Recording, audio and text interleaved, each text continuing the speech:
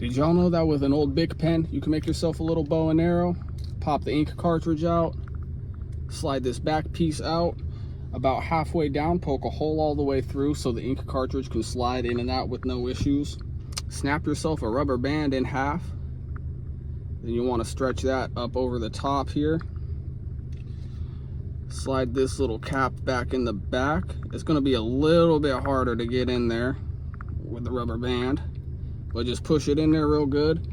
Then you want to stretch this down over the other side. Push your cap back on.